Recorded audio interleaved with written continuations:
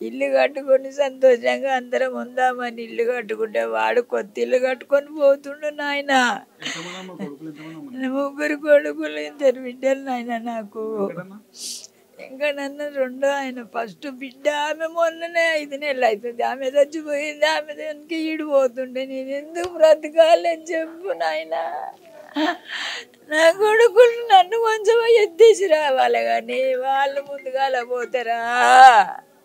ఎంకయ్యా ఓ ఎంకయ్యా అందరికి ఉండవకాలకు పోతున్నాక రాత్రికి మాట్లాడిండు, అమ్మా నువ్వు నా దగ్గర రాకు, మంచిగా తిను, ఏ లంచ్ బెన్నానికి ఇట్లా లంచ్ అని తింటుండేది.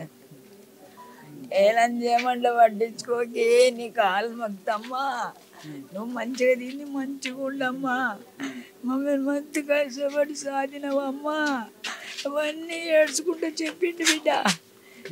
చెప్పి మళ్ళీ నాకు ఫోన్ చేయనడు, తవ్వకుండా పోయి పడ్డాడు. మాట లేదు ముచ్చట లేదు బిడ్డ. నా కొడుకు నన్ను ప్రాణమే ఈ టైం వరకు అప్పుడే నాష్ట చేపిస్తుండే. నాకు కూడా ఇష్టమని నాకు కావలసుకొని పుట్టం కంటే నీ గిన్నెలు పెట్టి ముంగడ పెట్టి నమ్మ నేను అడుగుతామ్మా, గిన్నెనికి అడగటోడు బిడ్డ నా కొడుకు.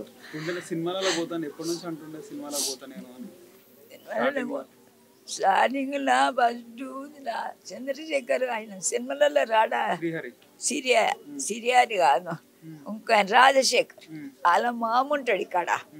అయితే వాడు కారు నడిపిస్తాడు కదా, కారు నడపనీకే అడిగిండు. అడిగితే నా కొడుకున్నాడు నాయన. నేను అక్కడ చేపలు అమ్ముతుండే బిడ్డ, గంపలు వేసుకొని తిరిగి. నా కొడుకున్నాడు. లైసెన్స్ ఇప్పిస్తే అలా కారు నడిపించండు బిడ్డ. అలా కారు నడిపించి మళ్ళీ ఒక పెద్ద బండలు షాప్ పెట్టించండి అని తెలివిని చూసి ఆయన ములానా అలా రాజశేఖర్ మామ, రాజశేఖర్ వీళ్ళందరూ అందరూ తీసుకుపోయి సినిమాలల్లో ఇచ్చేసిండ్రు బిడ్డ నా కొడుకు. పోయినాక మేము జర బాగుపడతాం కదా. నా కొడుకు కష్టపడి ఇది కడతా అని సంపాదించేటప్పటికి దాటుకుంటుండే. నాయన మేము బీద వాళ్ళం బిడ్డ, అలా నాయనకు ఉద్యోగం లేకున్నా కూడా నేను కష్టం చేసి నేను చేపలమ్మి రొయ్యలమ్మి కష్టం చేసి చదివిపించిన కూడా 10 చదువుకున్నాడు. 80 స్కూల్ వేసిన గోల్కొండ చౌరత్త కాడ ఎన్టీ రామారావు స్టేడియం పక్కకు 80 స్కూల్ వేసిన బిడ్డ నా కొడుకుని. అందరినీ చదివిపించిన 10 నా బిడ్డలను కూడా చదివిపించిన బిడ్డ. నా కొడుకు దాటుకున్నబట్టి నేను ఏం చెయ్యాలి, నేను ఎట్లా బతకాలి నాయనా. విష్ణు వెంకట్ని నేను కాకా అని పిలుస్తా, బాబాయ్ అని పిలుస్తా. బాబాయ్ కాకా మేము ఒక 35-40 సంవత్సరాల నుంచి చిన్న ఉన్నప్పటి నుంచి. అంటే కొద్ది సినిమాలో నటించాను నేను కూడా, కానీ ఇప్పుడు సినిమాలు నటించట్లేదు. ఆయన విష్ణు వెంకట్తో నేను ఏదున్నా కూడా నాతో చెప్పుకునేవాడు. అంటే పెద్దగా కష్టాలు అనేది ఏం లేవు, ఆయన పెద్దగా అది ఏం లేదు, మంచి వ్యక్తి, అందరికీ సాయం చేస్తుండే. సాయం అంటే ఆయనకు ఉన్నంతలో ఏదైనా మాట్లాడుతుండే ఎవరితోటన్నా. నాకైతే చాలా నేను ఒక మంచి గొప్ప వ్యక్తిని కోల్పోయినా. నేను క్లోజ్ ఏదన్నా కూడా ఇక్కడికి వెళ్ళి షూటింగ్కి వెళ్ళి వచ్చినా, ఇక్కడ ఫంక్షన్లకు వెళ్ళి వచ్చినా మళ్ళీ ఇంటి దగ్గరకు వచ్చి కలిసి పెట్టాడు. ఒకవేళ కలవకున్న 4 రోజులు 5 రోజులు అయిందనుకో మళ్ళీ వచ్చి ఫోన్ చేసి పిలిపించేటోడు, నా దగ్గరకు వచ్చేటోడు. బాగా క్లోజ్. సినిమాలు సంపాదించిందంటే ఇక ఫ్యామిలీని చూసుకుంటు సంపాదనలో ఆయన ఉన్నంతలో ఫ్యామిలీని చూసుకోండి.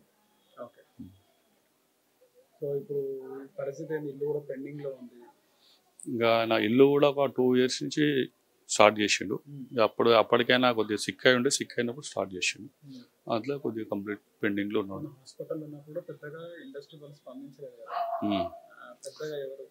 అంటే ఇండస్ట్రీ వాళ్ళు స్పందించలేదంటే అది మనం ఎట్లా చెప్తాం, వాళ్ళ ఇష్టం. అది ఇండస్ట్రీలో కూడా మంచి పేరు సంపాదించాడు, బాగా కష్టపడ్డాడు.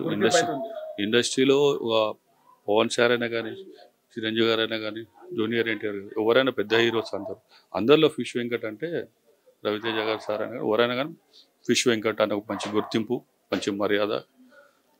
వాళ్ళు కూడా చెప్పారు వెంకట్ ఆరోగ్యం జాగ్రత్త, కలిసినప్పుడు వాళ్ళు చెప్పారని నాకు చెప్పిండు. మంచి వ్యక్తి. అందరూ ఇండస్ట్రీలో చిన్న స్థాయికి బాగా కష్టపడి ఆర్టిస్ట్గా ఎదిగి పెద్ద పేరు ఈరోజు ఆంధ్ర తెలంగాణ ఇంకా ఇతర రాష్ట్రాల్లో గుర్తుపడతారు. మేము షిరిడి వెళ్ళాము, షిరిడిలో ఈయన సినిమా యాక్టర్ అని చెప్పి వాళ్ళు మంచి స్పెషల్ దర్శనం చేయించడం, అలా ఎక్కడికి వెళ్ళినా కూడా మంచి గుర్తింపు, మంచి పేరు, ఎక్కడ కూడా పేరు పొడగొట్టుకోవాలి.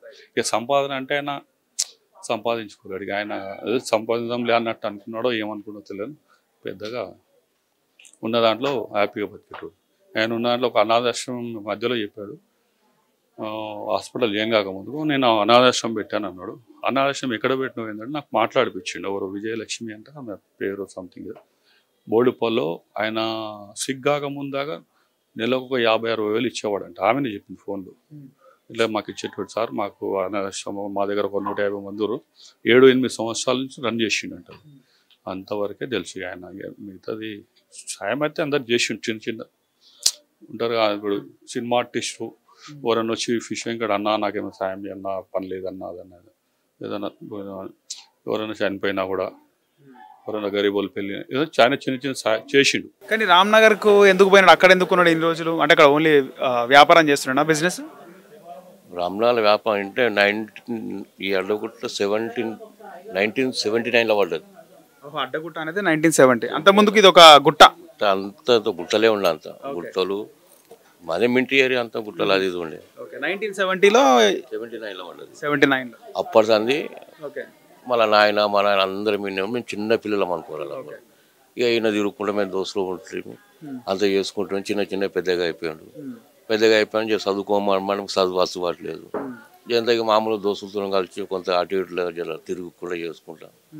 ఏ సినిమాలలో ఎరుకున్న వాళ్ళతో పోయి చదువుకుంటా. చిన్నప్పటి నుంచి ఎట్లా ఉంటుండే లేదన్న, ఏం ఏరు ముద్రని అంత మాస్ ఇక మాసగా చెప్తున్నాయి. అంత రౌడీ దెం లెక్క, దాని లెక్క, దీని లెక్క అన్నిలో కలిసి గ్యాంగ్ మెయింటైన్ చేసుకుంటే ఇక రామ్నగర్లో అలా విషయం కూడా ఉంటారు కదా, వాళ్ళు బెస్తోళ్ళు కదా, చుట్టాలు ఉన్నారు కుల్లాపురం, వాళ్ళ బెస్తోళ్ళు ఆడు ఉంటే మంచిగా సెటిల్ అయిపోయినాక ఆడొకటి సినిమాలలో పోయినాక ఆడ ప్లాట్ కొనుక్కున్నాడు. అది అపార్ట్మెంట్లో రామ్నగర్లో. ప్లాట్ ఉందా ఇప్పటికి? ఉన్నాయి. బిజినెస్ చేస్తుంది వాళ్ళ కొడుకు పెద్ద బిజినెస్ చేసుకుంటుండే. చేపల బిజినెస్ చేసుకుంటూ కొంచెం ఫేమస్ అయ్యాడు. ఇక కొడుకులాగా అప్ప చెప్పిండు. అలా ఆయన ఉన్నాడు అంటే సినిమాలలో, అంటే వాళ్ళని పట్టుకున్నాను అనుకో. సినిమా ఇంతకుముందు చేసిన వాళ్ళని ఒక ర్యాంబో సినిమా అంటుండే, ఆయన కూడా చేస్తుండే. కొంతమంది ఉంటారు సైడ్ చేసిన వాళ్ళు ఉంటారు కదా, అట్లా దాంతో పట్టుకొని అలా నేను కూడా చేస్తాను. వరకు ఒక షూటింగ్ చేసే వరకు మామూలుగా 2-3 చేసాను. ఆ తర్వాత ఆది సినిమా వచ్చాక ఫేమస్ అయిపోయింది. ఈ తెలంగాణ డైలాగులు అంటేనే విలన్లకు సెట్ అయితే అంటారా? ఆ విధంగా డైరెక్టర్లు కూడా చూసిరా. ఆయన చదువు లేకున్నా కానీ ఏడు ముద్రగాళ్ళు ఉన్నా కానీ డైలాగ్ అంటే డైలాగ్ సూపర్ డైలాగ్. సంపాదించాలన్నా పైసలు సంపాదించాలా? ఇన్ని సినిమాలు ఏం సంపాదించలేదు. మంచిగా ఏంటంటే పిల్లల ఎంజాయ్ అంతే, ఎంజాయ్. బిడ్డ పెళ్ళి ఒకటి చేసిండు, అడ్డగుట్టలో ఒక ఇల్లు కట్టుకోడు, కొత్తలో ఆడొక ప్లాట్ కొనుక్కోడు. ఇక ఎంజాయ్ ఉన్న కాడికి ఎంజాయ్ ఎంజాయ్. చిన్నప్పుడు దోస్తులు, చిన్నప్పుడు దోస్తులు అనుకోరు. ఈయన ఒక లాక్డౌన్ ముందు నుంచి షుగర్ ఉండే, ఫుల్ షుగర్ ఉండే. షుగర్తో ఇది అయిపోయింది అనుకో. లాక్డౌన్లో మొత్తం కూర్చి పడేసారు. 700 షుగర్ ఉండే ఆయనకు. షుగర్ కాళ్ళు తొడలంతా కోసేసి ఆపరేషన్ చేసి లాక్డౌన్లో వేసేసారు. అప్పటికే నరకం అనుభవించారు అప్పటికి. ఇక దాంతో అప్పటికే కిడ్నీలు ఖరాబ్ అయ్యి, లివర్ ఖరాబ్ అయ్యి, లాక్డౌన్ ముందు నుంచి అయింది అనుకోరాదు. ఎంత కాపాడుకో అంతే అని. ఇక ఏం లేదమ్మ, నొప్పి షుగర్ ఎక్కువ ఉండే అన్న, షుగర్ ఎక్కువ ఉన్నది, అవస్థ పడేది. ఈడ వస్తుండే. ఇప్పుడు ఈడికేని పోయి ఒక 20 రోజులు 30 రోజులు అయింది అంతే. ఆడ ఉన్నారు ఇంటికాడ. ఇదే ఇది ఒకటే. పైన బాబు ఉంటాడు, పెద్ద బాబు, చిన్న బాబు ఉంటారు. ఇన్నే ఉంటారు. ఆ వదిన కూడా ఇన్నే ఉంటుంది, ఇన్నే ఉంటుంది.